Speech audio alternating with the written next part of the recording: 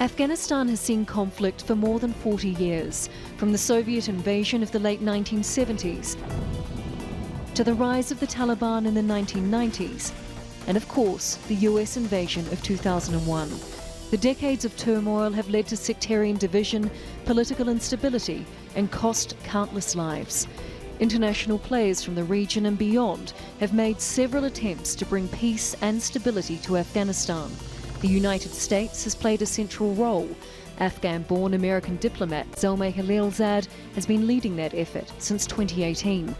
Khalilzad has put much of his focus on negotiations between the US and Taliban, and then talks between the Afghan government and the Taliban, which were mostly held face-to-face in Qatar.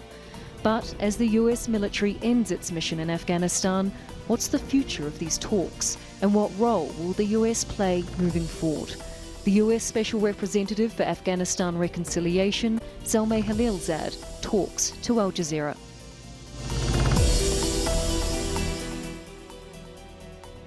US Special Representative for Afghan Reconciliation, Ambassador Zalmay Khalilzad, thank you for talking to Al Jazeera. Great to be with you.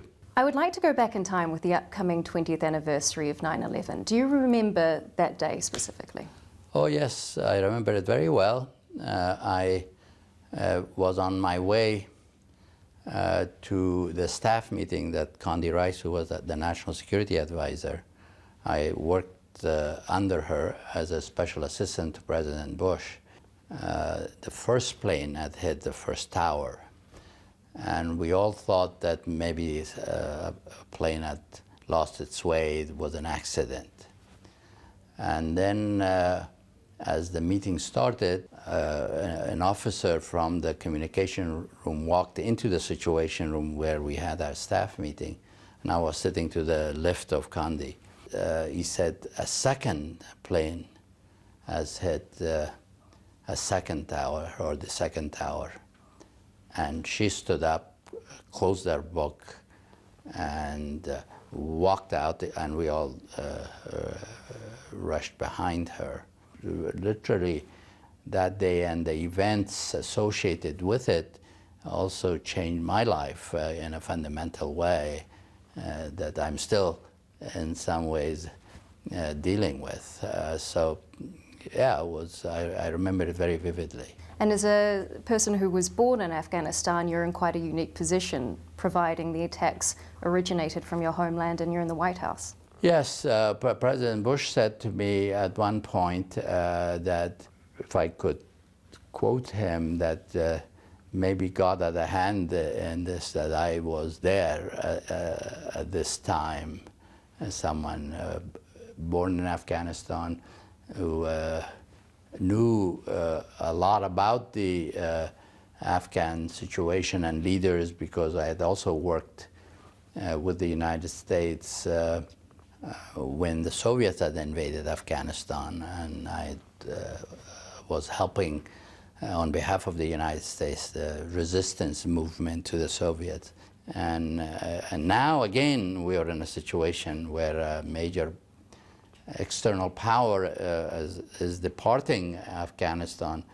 The question is, will the Afghans repeat the mistake that they made after the Soviet departure, or learn from it, come together and agree on a formula that respects that there are differences of opinion or views or values or ideologies, but yet as citizens they can compete and cooperate, and where there is difference of view, it can be resolved politically, not by force of arm, or one side giving itself the right because of its ideology that it should impose it on others. That hasn't worked. That didn't work the last time. It won't work this time. So my hope is that the Afghan leaders do not repeat the mistake that they did the last time. And you don't believe you're leaving a power vacuum this time? Well, we are, which is different this time, which we didn't, with what didn't happen at that time, and because of what we learned, we as the United States learned from that period, was to have a peace process as we were withdrawing, and to support that peace process, to bring the warring parties, internal warring parties, to the negotiating table, which this is the first time in the 40-plus years of war in Afghanistan that the warring Afghan parties are sitting across the table. When the Soviet withdrawal happened, the Afghan warring parties didn't talk to each other. The agreement was signed between the government in Kabul and Pakistan, not with the Mujahideen. And this time, it's the Taliban is one warring party, and the other is the Republic, the government, and they are here in Doha negotiating.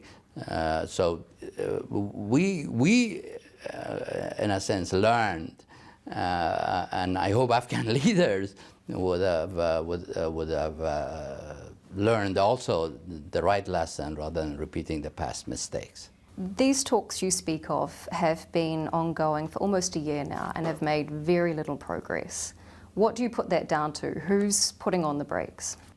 Well, I think both sides have had their periods of issues, but we have tried to accelerate the negotiations. I agree with you that it's not made the kind of progress it should have made given the amount of time that has passed. We believe that there should be a mediator, facilitator in the room when needed.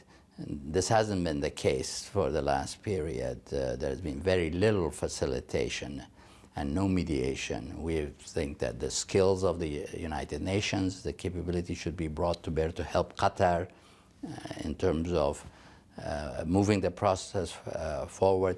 We believe we've also encouraged the leaders to more senior level meetings to take place for decisions to be made.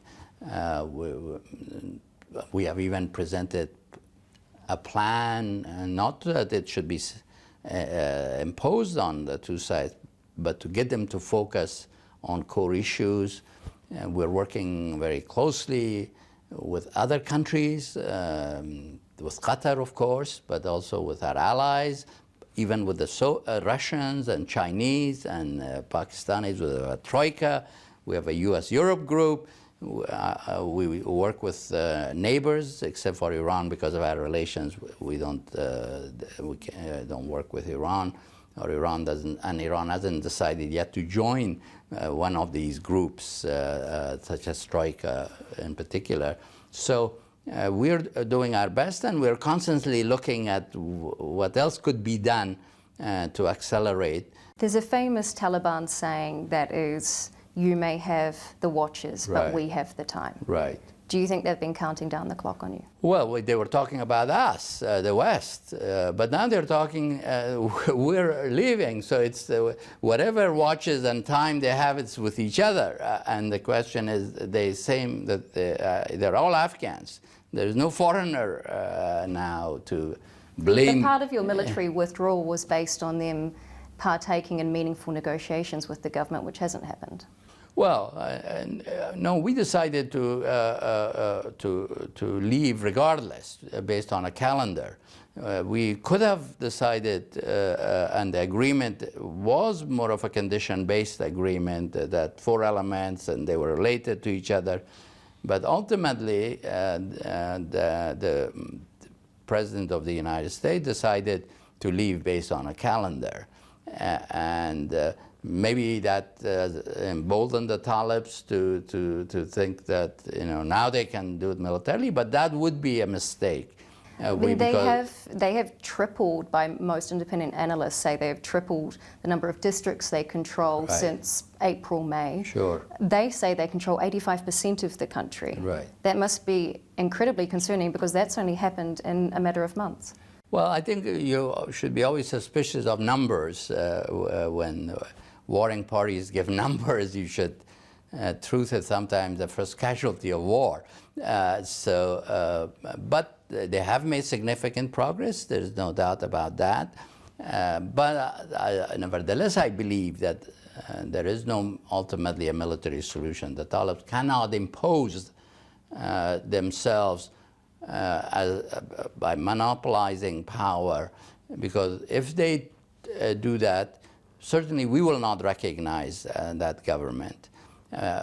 Even some of the countries that recognized them the last time they were in government are now saying no, that would not be acceptable. And the Taliban say they won't do that. They want an inclusive government and a government that respects the rights of all Afghans. They need to demonstrate that in an agreement with other Afghans. You say there's no military solution. By your assessments, would it be fair to say, based off the territory gains that the Taliban have made over recent months, that they're essentially tightening the noose on the Afghan government, surrounding all these provincial capitals, putting themselves in a better position to negotiate and get their way at the table? Perhaps it's not a military solution that they take over the whole country, but it definitely puts them in a stronger position gaining this territory. Yeah, they are in a stronger position than they were a couple of months, no doubt about that. But they're also more vulnerable in many ways, and they have to provide for all these places that now they have responsibility for. How are they going to do that? They could be overextended. War is unpredictable too. It could take different turns. But right now there are two major forces sitting across the table. The country could fragment. There could be 4 or 5 entities that could ultimately emerge from this, complicating negotiations a lot further. And I believe that for Afghanistan to work, the government has to be inclusive, meaning that all major ethnic groups should see themselves in the picture in the government. 2, the rights of all Afghans have to be respected. That means that if the women are discriminated against, assistance that Afghanistan will need internationally, parliaments won't vote for it. What kind of leverage, though, do you have left with the military leaving to ensure what you're saying, diplomatic gains like women's rights, are ensured? Well, the recognition is a leverage, assistance is a leverage, potential support for opponents is a leverage. I mean, I could go on and on. It would be a mistake by the Taliban to think that with the military, the leverage gone. The military was also a leverage for them, our military. They had a target to hit. But now we've taken that out of the picture too, so we have more freedom in some ways. It would be a miscalculation if they thought that they can rule Afghanistan, be accepted, receive the assistance that they will need by imposing, by military means, their will or their government that they would want, and to monopolize political power in Afghanistan and not to respect the rights of all Afghans, and not to honor their commitment that the soil of Afghanistan would not be used against the United States. They say they want to, we welcome their aspiration to have good relations with the United States. They say that their aspiration to have good relations with the neighbors, their aspiration to be a normal country. They say they have lots of problems internally. A country has been at war for a long time, orphans, widows, infrastructure. Could they not get some of that financial assistance and legitimacy from other regional players, where if Iran, China, Russia could come into the mix and say, don't worry about the United States and the West. You don't have to do what they want you to do.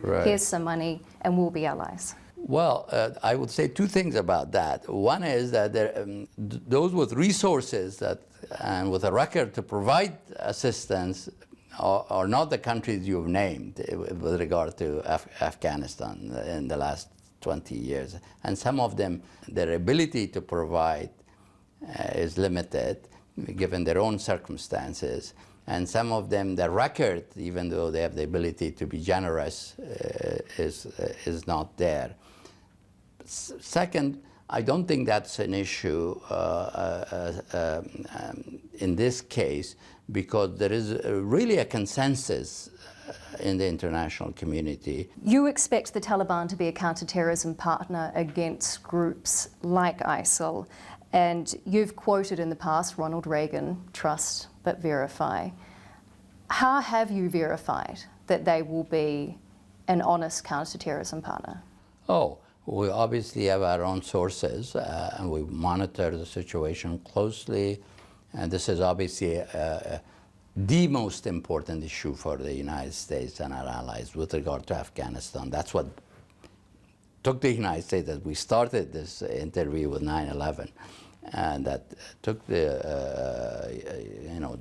U.S. and U.S. forces to go to Afghanistan. And the Taliban have made commitments under the agreement, and that our withdrawal was linked to the commitments on terrorism, and that we hold them accountable to that, and we will be watching. And as I said, because of lack of trust at this point, that's why we're doing kind of repositioning assets so that we're able to monitor and strike. There will be some loss since we're not in Afghanistan, but we're trying to compensate for that to be able to monitor and respond. And if Taliban do deliver, and trust is built based on delivery, then some of that effort will become unnecessary. But at this point, there is not enough confidence and trust. So as a result, we are doing what we're doing. You've spent a lot of time building relationships in Central Asia. Mm-hmm. As part of this monitoring, do you expect to have, say, regional bases in Central Asia that will help you with the term that's been used as an over-the-horizon capability? Right. Can you explain what that means and what that looks like? Well, as I said, we used to monitor Afghanistan from Afghanistan by being there. Now we're not going to be there militarily. And how do we monitor Afghanistan? We do it from the neighborhood, and we do it from our global systems. In the neighborhood, we have relations with some countries, and we're building relations in that domain with others. And we also want to be able to respond, to take action if it's warranted. Can I just confirm, so these over-the-horizon capabilities where you could strike inside Afghanistan from another country, that is purely reserved for if there is a threat to the US homeland or Americans, as opposed to if, say, the Taliban decided to move on cities into provincial capitals, into Kabul. At that point, you wouldn't strike? Yes, our over-horizon posture is to deal with the threat of terrorism emanating from Afghanistan. Have you discussed what the threshold is for you to take military action in the near future? I'm using the example of if your embassy came under threat in Kabul, would you re-engage militarily? Well, that's, of course, the embassy is U.S. territory. So that's a threshold for sure. Well, I mean, we will defend the embassy, of course. We have told the Talibs that the embassy is. Anything else though, if they came into Kabul? Well, I don't want to get into hypothetical scenarios and speculate. Of course, the president would have to make decisions, and we always have a lot of options, but we're not, I'm not going to speculate, but no, our focus post-withdrawal will be, as it is now, to encourage a political settlement, use our influence with others to encourage Afghans to do that for the longer term until it becomes unnecessary with trust building and actions that the Afghans take so that there is no terror threat. We also are going to monitor and posture to defend ourselves and deal with the threat. You have approximately 650 troops remaining in country at the moment. A couple of hundred of those are currently at Kabul International Airport. There's a conversation going on at the moment between your discussions with NATO allies Turkey to secure the airport. Now, the Taliban have been quite forceful in that if Turkish troops or your troops remain after September, that they will be open to attack. Where are you at with that now? Well, you know, the embassy security is critical. We've had terrible experiences in Benghazi when our embassy was attacked, Tehran. We've had even an embassy in Pakistan burned. It's very, very important. There are lots of terrorists or others who may not wish us well. So if the Taliban say they would like the United States and others to have their embassies stay, well, if the embassy stays, the embassy needs to be secured. It has to we have to be able to reliably count on security for the embassy. And the Taliban appreciate that? They're happy for that? Well, I mean, they say they want the embassy, and that's what comes with that.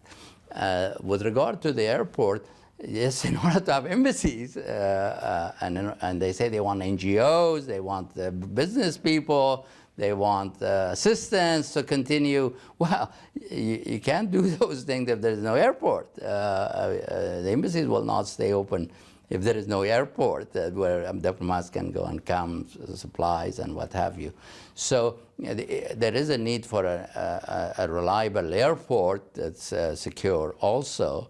And it is for the period, it's not an indefinite situation, it's for the period until the war is resolved. There is a political settlement. The Taliban have said, though, that they won't attack the airport, that they won't send any rockets, it's safe. Sure. But it won't be safe if Turkish or American troops stay to, quote unquote, protect it. Well, the question is, they're twofold. One, can we count on the Talib statement that they want? Will everybody that flies in there, you know, airlines, find that enough? And two, the Talibs are not the only element. They're not in Kabul. Daesh is active in Kabul. We've seen lots of terrible attacks in Kabul against Shia Hazara targets. They're trying to promote sectarian conflict, against the maternal hospital, against the university. Who says they won't try to target the airport? Their purpose is to instigate intensified problems, polarize the situation. So the Talibs can't guarantee that. They're not in a position to guarantee that. Surely the Afghan government could guarantee that, though. They have their security forces. If the Afghan government by itself could guarantee, they wouldn't ask for help from Turkey. It's not. So they are asking. They are asking for Turkey. It's based on an agreement between the government and Turkey. So the Talibs could maybe say something about the district that they are in charge of, that there will be no problem here or there, but they're. Kabul is a very different set of circumstances. I mean, we all have our wish lists and how things ought to be, and there's expectations based on the understandings of the past. But an attack on the airport would obviously, by them, would have severe consequences, and it's not my expectation that they will do that. Okay, US Special Representative for Afghan Reconciliation, Ambassador Zalmay Khalilzad, thank you for talking to Al Jazeera. Well, it's great to have talked with you.